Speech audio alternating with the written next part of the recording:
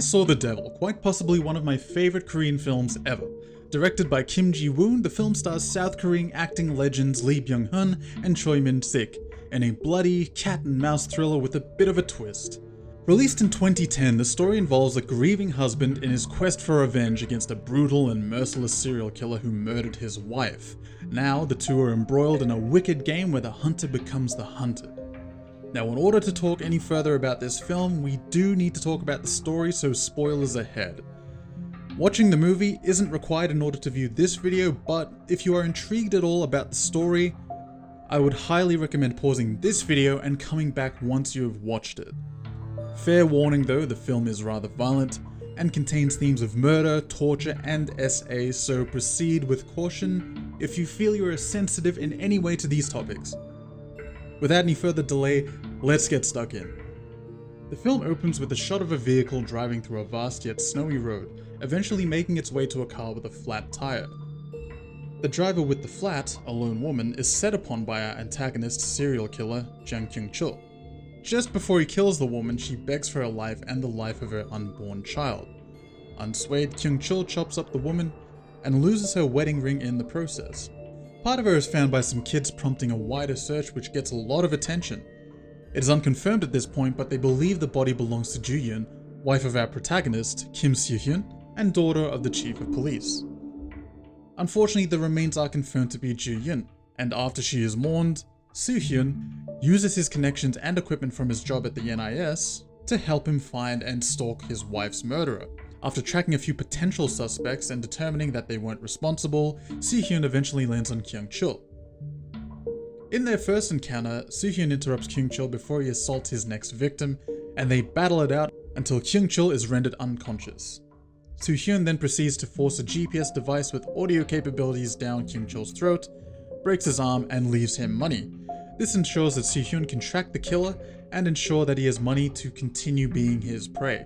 After waking up, Kyung-chul gets into a taxi with two suspicious men, masquerading as a taxi driver and passenger, but it turns out the two men were planning on ambushing Kyung-chul, but being a superior beast, he manages to defeat both of them. He then finds a doctor's office to treat his wounds and forces himself onto the young nurse. Soo-hyun interrupts the killer and proceeds to hand him yet another beating, this time severing his Achilles tendon. He asks the nurse to patch up Kyung-chul and then leaves him to wake up next to a car. This time, a little curious as to how he got found. He makes his way to a rather large house out in the woods where he stumbles across more killers. These killers are familiar with Kyung-chul, and one of them turns out is a cannibal. Soo-hyun sneaks into the house and attacks the group, giving in to his rage and smashing Kyung-chul in the head over and over again. A couple of days later, Kyung-chul awakens in a tunnel, this time aware of what is going on, so he uses a laxative to force out the GPS tracker, leaving Soo-hyun with no way to track him. Unable to locate the killer, our hero goes to the hospital where the cannibal has been admitted.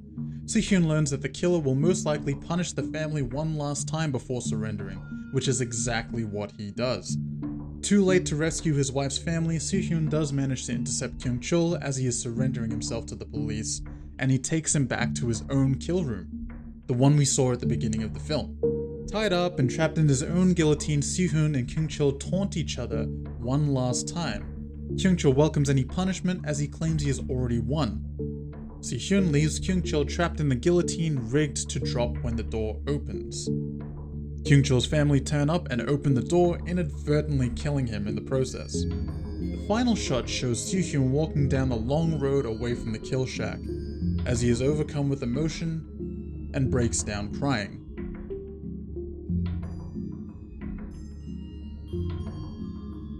I Saw the Devil was a great but shocking film when it was first released.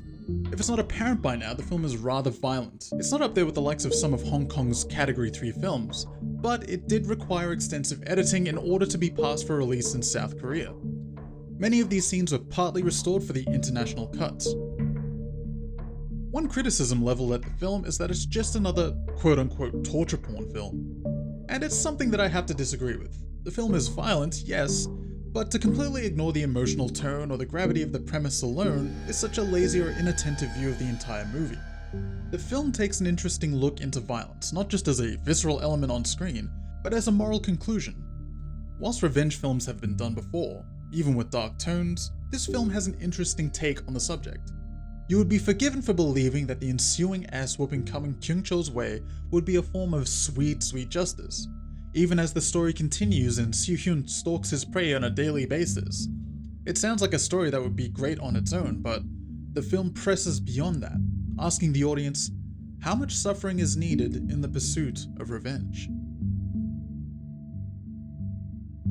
The story was penned by Park Hoon-jung, who has since become an active writer and director in South Korea, writing and directing New World, The Tiger, and The Witch Part 1 and 2. According to an interview he did in 2014, he said that the script had barely changed and the film is essentially what he wrote. Inspired mainly by true events and watching the news, the part of the antagonist is somewhat inspired by a prolific serial killer, Yoo Young-chul, also known as the Raincoat Killer. Much like this serial killer, the part of Kyung-chul was written to be a young man, but after they cast Choi Min-sik, alterations were made to accommodate this character and make his lines more natural. Compared to some of Hoon-jung's other works, this film is really bleak. It makes for a rather challenging watch at times, but it has a sense of realism as it focuses on the character and the victims, rather than just simply profiling the killer. Normally, serial killer films would often hide the identity of the antagonist and follow the investigation of the murders right up until the final act. Rather than follow that format, Hoon-jung puts more time into the loneliness and sorrow of revenge plots. Perfectly complementing the story is the soundtrack, composed by Moog, aka Lee Sung-hyun. There are moments in the film where there's a swelling, only for an orchestra to come crashing down on you frantically.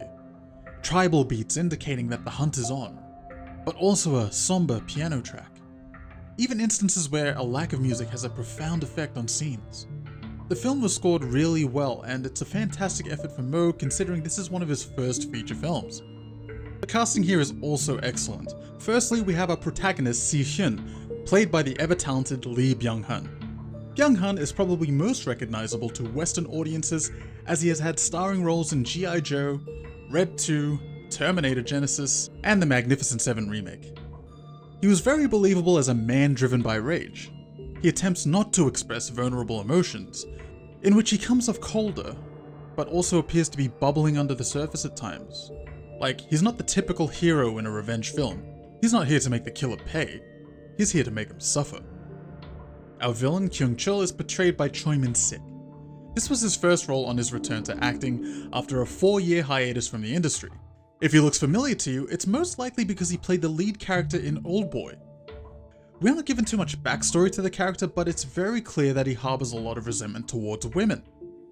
I like the fact that there's a moment in the film where Si-hyun visits the killer's family, who for the most part are rather normal. His parents are still alive and together, he has a son. Like, they just look like people from a different class.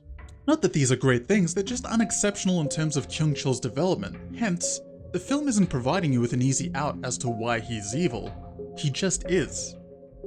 Incidentally, the script was brought to director Kim Jee-woon's attention by Choi Min-sik, as he was originally going to play the part of the protagonist. This was changed when the director ran into Byung-hun at a festival where he brought him in as the Si-hyun character and Min-sik taking on the Kyung-chul role. I believe this choice worked out for the better as both Lee and Choi had a great chemistry and really fed off each other as opposing forces. Director Kim Jee-woon did an amazing job with capturing the tension. No encounter in the film appeared exactly the same. The first encounter between the two lead characters is frantic, with the camera jostling and the editing fast-paced, almost mimicking Soo-hyun's panic as he ventures into battle. As the movie goes on, the filming of these fights become less frantic as Soo-hyun gets more comfortable with his dominance over the killer. As the story progresses though, we start to question just how far the protagonist is willing to go. When I first saw the film, I remember watching the cabin scene where Soo-hyun repeatedly strikes Kyung-chul over the head, again and again and again, and it started to feel like a bit much. The concern for our hero's bloodlust is made abundantly clear when the plan begins to unravel and Kyung-chul brutally attacks the family. There's even a more subtle instance that occurs earlier on with the nurse where Soo-hyun stops her from leaving, saying she will need to patch up the killer's wounds. This poor woman was just assaulted, but in that moment for our good guy, his plot for revenge far outweighed her well-being. So in his attempt to prolong the suffering of Kyung-chul, many more innocent people became victims. By the end of the film, when he has finally taken his revenge, we see Soo-hyun a lonely, weeping man. Is he happy now that it's all over?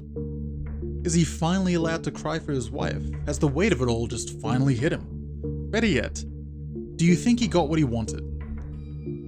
In stark contrast, if we look at a movie like Taken, I'm pretty sure we were all there cheering along as Brian Mills gunned down half of France in order to get his daughter back, but this film subverts the typical heroic revenge plot. It doesn't even make it tragic, it makes it questionable. For me, I don't think the focus was on the violence, nor was it revenge. Sure, both are undeniably present, but I think as a viewer it brings into question life's moral ambiguity. Where do we draw our own lines? When is someone's personal vengeance more important than that of law? The film is a mirror into our own morals and to our own beliefs.